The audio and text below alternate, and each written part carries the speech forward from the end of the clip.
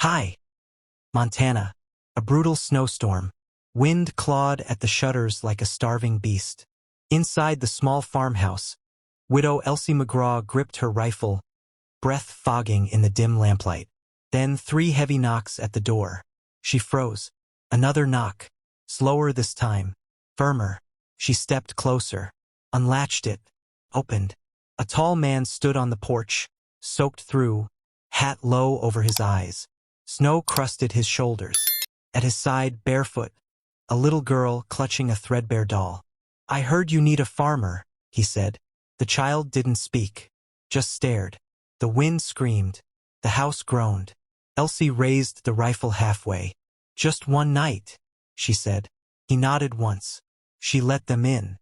The girl's feet left wet prints across the floorboards. Rifle still in hand, Elsie shut the door. But the storm wasn't the only thing she'd let in. Elsie McGraw hadn't spoken to another soul in 179 days. Not since the day they brought Ben home from Billings. Face covered, chest riddled, pockets empty. They said it was gambling. Dice, whiskey. A bad night in an alley behind Crenshaw's saloon. She never believed it. Ben didn't gamble. What he did do was ask questions. Too many. About land deeds. About men in suits too clean for frontier dust. About friends vanishing after handshakes with strangers. The kind of questions that got men killed quiet. After the funeral, the farm sagged like it missed him too. One by one, things fell apart. Fence posts splintered. The roof began to leak. No more letters from town. Neighbors stopped visiting. The mule went lame, then died. She tried lighting the stove every morning. Then every week. Then not at all. The rifle stayed loaded, leaned near the bed. Twice she fired it, once at a fox, once at a shadow that wasn't there. Some nights she forgot to eat. Some nights she didn't care. The lamp on the porch, Ben's habit, to light it each night just in case, stayed dark. She stopped calling the mule by name. Stopped calling anyone, really. Her voice turned brittle. Her hands learned silence. Only her eyes kept moving, watching for a world that no longer knocked. Until tonight. Until that sound, 3 times firm, split the silence. Now, the man called Jed sat quiet at her table, boots still damp. The girl, Livy, he'd said, slept curled on the braided rug with the doll tucked close. Elsie stood by the window, rifle still slung at her shoulder. The storm pressed against the glass. Jed hadn't said more than a few words since coming in. Didn't explain where he came from or where he was going. Just asked to stay the night. Said he could help fix the place up. "I ain't looking for help," Elsie had said. He only nodded. "Still might be you need it." He had eyes like rain-washed stone. Tired. Steady. She poured him black coffee and didn't ask why his hands were scraped. Why the girl's feet were torn raw. Didn't ask why he came this way at all. Didn't ask. But something stirred in her. A feeling she hadn't had since before the coffin. Before the silence. She watched Livy breathe slow against the firelight and felt something crack in her chest. Elsie hadn't wanted change. But maybe change had come anyway. With snow. With strangers. With a knock at the door. The storm stayed. 3 days, then 4. Snow blew sideways across the fields, drifted high along the fence line, and swallowed the road like it had never existed. Inside the house, a new rhythm settled in. Jed rose with the gray light, quiet as breath. He stoked the fire, fed the mule, broke the ice at the well with Ben's old pick. By the time Elsie emerged from her bedroom each morning, the cabin was warm, the coffee hot, and a stack of wood rested neatly beside the stove. He didn't ask where things were, just found them. Tools, nails, a rusted hammer, a cracked saw. With those, he patched the barn roof, mended the trough, and fixed the kitchen window that had been letting in wind since the first freeze. Livy followed close behind him the first day, but by the second, she'd found her own work. She swept the kitchen floor until the boards shone, fetched kindling in a shawl too big for her shoulders, and helped roll bandages when Elsie's chapped hands split open from cold. She didn't speak much, but she watched everything. Her eyes were older than her years, dark, quiet, searching. When she sat, it was always near the fire. When she slept, it was always curled against the doll she carried with her everywhere. A cloth thing with one arm, one eye, and a threadbare dress the color of old lilacs. And always she kept close to Elsie. Not clinging, not needy, just present, as if waiting to be told she could stay. Elsie didn't talk much either. She answered questions when needed, where to find the feed bin, which shelf held the flour, but otherwise let the quiet hold. She hadn't shared her home with anyone since Ben. And when he died, the house had gone still. She let it. She wanted it that way. For months after the funeral, she lit no lamps, spoke no prayers, cooked only enough to live. Nights were long, days longer. The silence had become her companion, until Jed and the girl stepped out of the storm. Now each evening ended with warmth in the stove, bread on the table, and 3 chairs occupied again. It unnerved her at first, how quickly they filled the space, how naturally Livy set the table without being asked, how Jed knew to wind the old clock in the hallway, to chop with the length Ben used to prefer. They didn't feel like guests. Not exactly. They felt like something else. On the 5th night, when the wind had dropped to a whisper and the house had settled into a tired hush, Livy laid her doll gently on the braided rug and looked up at Elsie from her pallet beside the stove. The girl's voice was soft, nearly lost under the crackle of firewood. "Can I call you Mama?" The question came so quiet it might have passed as a thought. Elsie sat at the table, needle paused halfway through a torn hem. The lamp flickered. Her fingers stiffened. She didn't look at Jed, though she felt the stillness in him too. He sat whittling something smooth from pine scrap, but his knife had gone still. She didn't answer. Not with words. Not then. Livy didn't press. She curled under the patchwork quilt and turned her face to the wall. But the question stayed. It hung in the air as the fire died down. It pressed against the windows with the frost. Elsie sat long after the others had gone to sleep, her hands resting on the table, eyes fixed on the glowing coals. She didn't cry. That part of her had dried up months ago. But something deep inside her shifted. A hinge long rusted. The next morning, she went to the attic and pulled down Ben's smallest boots. Scuffed but whole. She lined them with wool, stitched the seams tight. She didn't say who they were for. Didn't need to. Livy saw them by the firelight. She didn't smile, didn't shout. She just slipped them on. And they fit. That afternoon, Jed climbed to the roof and cleared the last of the ice. When he came down, Elsie handed him a bowl of stew. "You fix fences?"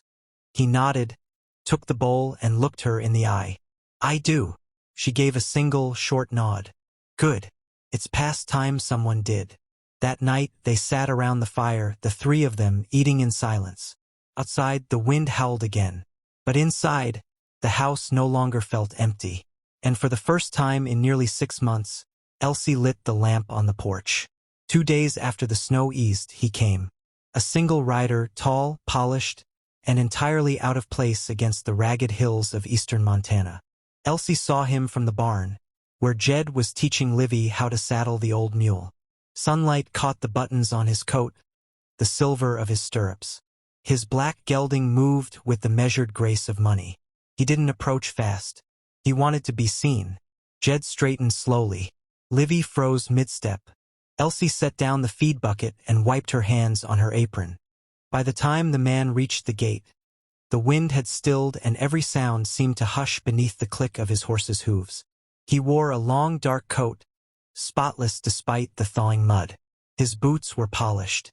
His gloves were soft suede. And on his face, under a wide-brimmed hat, was the kind of smile men wear when they already own the outcome. "Good morning," he called smoothly. "Elsie McGraw, I presume." Jed stepped forward. "She's not taking visitors." The man looked him over like a tool left in the sun. "You the hired help?" Jed didn't answer. Elsie walked to the fence, jaw tight. "You're on my land." The man dismounted. Smooth. Too smooth. He removed his gloves 1 finger at a time, then tucked them into his belt. "Hudson Crane," he said. Pleased. Elsie didn't extend her hand. "You knew my husband." "I did." He glanced around. "Smart man, Ben. Curious, maybe too curious. We work together now and then. Friends, even. That's not what he told me. Crane's smile flickered. Ben and I had a complicated arrangement. You came all this way to reminisce? No, Crane said. I came to settle a debt. He pulled a folded paper from his coat and held it out. Elsie didn't take it. Jed stepped beside her. Crane glanced at him. Ben wagered this farm. A card table in Billings. Late night, 3 witnesses. All legal. Ben didn't gamble, Elsie said. Crane shrugged. No offense, ma'am, but you were a grieving widow, not exactly privy to every detail of your husband's business. The deed's signed. The judge in Willow Bend will agree. I'll be back in 3 days with a marshal or with men who don't ask legal questions. He turned to go, then paused. That was when Livy appeared at the barn door. She wore Ben's small boots, laces loose, hair tangled from the wind. Her doll dangled from one hand, its button eye swinging. Crane's gaze locked on her. Too long, too cold. Jed took a step forward, but Elsie beat him to it, blocking Crane's view with her body. 3 days, he repeated, mounting the horse. Then he tipped his hat and rode off, boots clicking in the stirrups. That night, silence filled the house like smoke. Elsie opened the trap beneath the hearth and pulled out the tin box. Dust clung to the edges. She hadn't touched it since Ben's burial. Jed sat sharpening a blade near the fire. Livy dozed with her head on a cushion. The doll still clutched to her chest. Elsie sat at the table and lifted the lid. Inside, papers, crumpled letters, folded maps, notes in Ben's precise, slanted handwriting. She unfolded one, then another. Ben's words ran fast. Names, dates, $signs. Ben wasn't gambling, she said quietly. He was investigating. Jed set the blade aside and came closer. Together they spread the papers across the table. There were courthouse letters, sale documents, cattle routes, each one touched by Crane's name or a partner's. A map of homesteads marked in red ink. Some circled, some crossed out. This one's Marlowe's land, Elsie whispered. He lost it 2 weeks before Ben died. Said he missed a payment, but he hadn't missed one in 10 years. She pulled another marked with a crude drawing of scales. On the back, in Ben's hand, they forge debt. They bury records. They wait till the widow's alone. Then they take what's left. Jed turned one page and stopped. It was a letter from Ben, unsent, addressed to someone named A. Cutter. It read, I've got proof, Cutter, enough to sink Crane and his partners. But I'm not naive. They'll come for me before I can testify. If anything happens, someone has to finish it. Someone has to bring the truth to court. Elsie held the letter like a flame. They knew, she whispered. They knew what he had. That's why they killed him. She looked up at Jed. I won't let him be buried in silence. Jed's voice was steady. You mean to go to Willow Bend? They won't expect me to fight. They should. He looked at Livy. She'd stirred in her sleep. She stays, Elsie said automatically. But Livy sat up. I want to go, she said. Elsie blinked. It's not safe. The girl didn't flinch. You're going to stop bad men. I can help. Elsie opened her mouth to protest, then closed it. The truth was, Livy had already changed this place, this house, her, and there was steel in the girl's eyes, the same steel Ben had once carried into town when facing down a lie. All right, Elsie said. We ride at first light. The road to Willow Bend wound through pale hills crusted with ice. Snowmelt dripped slow from pine branches. Hoarfrost curled on the fences like frozen lace. They moved quietly, wagon creaking beneath them, wheels carving soft grooves into the packed earth. Jed held the reins. Livy sat between him and Elsie, wrapped in 2 coats, her hands tucked beneath the doll's ragged dress. The sun was thin and gray. Everything around them felt still but not peaceful, still like the land was holding its breath. Elsie kept the rifle across her lap. They'd left before dawn, before neighbors could ask questions. Not that any had come around lately. Word had spread fast after Hudson Crane's visit, though no one said anything outright. Just glances from the ridge.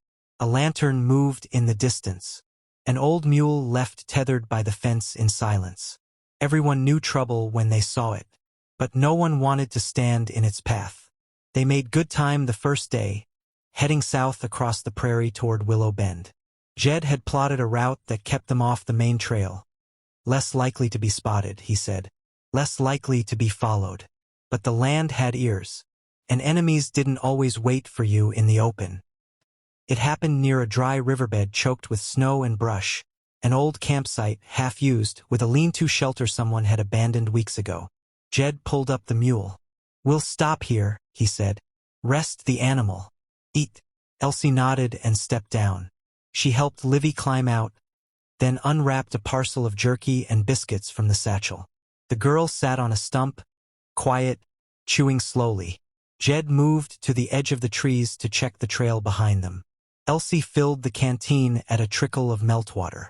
She had just corked it when the world cracked open. The gunshot split the stillness in half, then another. Jed fell hard against the wagon wheel, shoulder pouring red. Livy screamed and dove behind the log. Elsie dropped the canteen, heart hammering, instincts taking over. She yanked the rifle up and threw herself down beside Livy as bullets chewed into the dirt nearby. "Stay down," she hissed. More gunfire.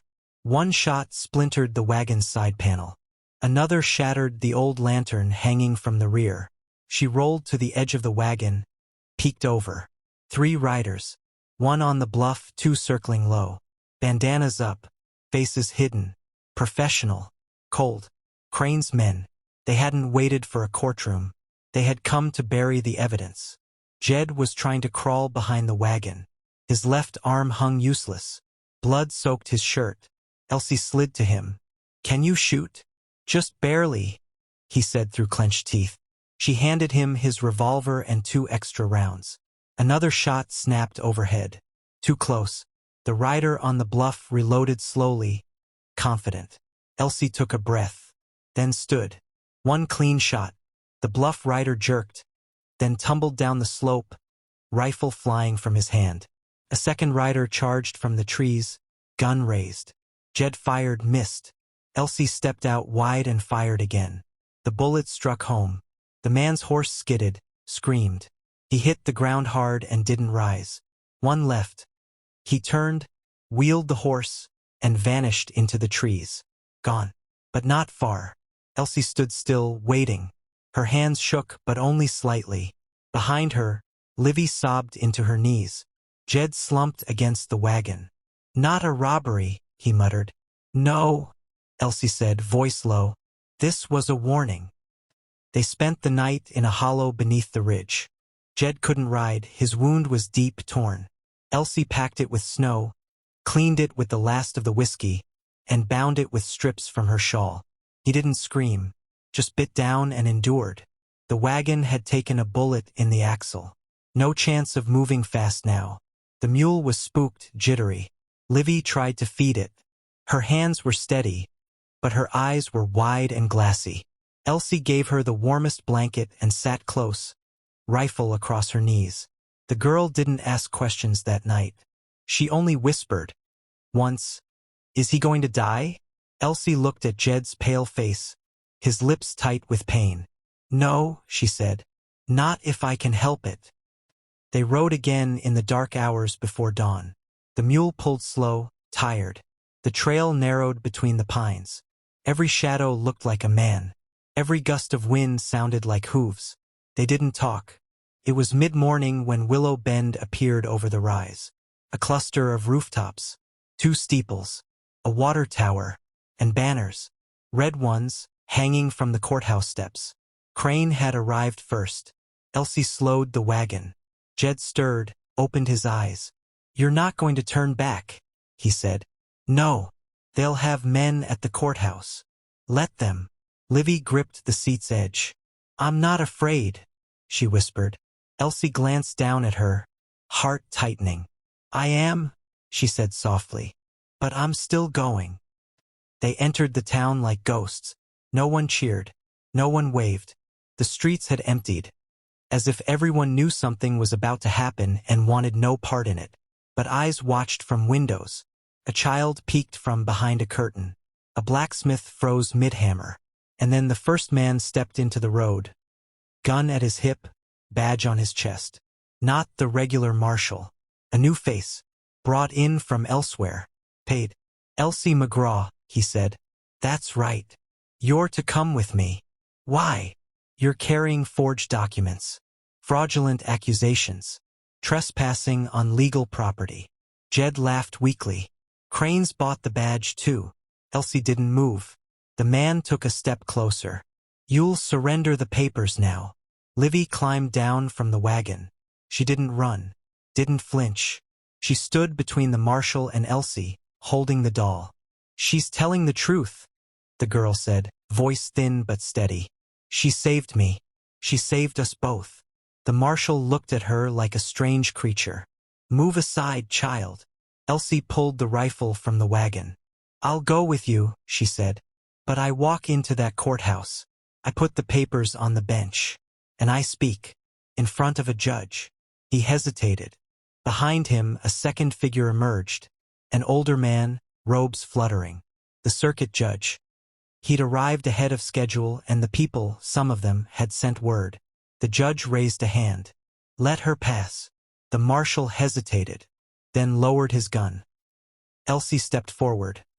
And everything that came next would either burn the lie to the ground, or bury her with it. Inside the courthouse, it was silent enough to hear the judge's pen scratch the desk.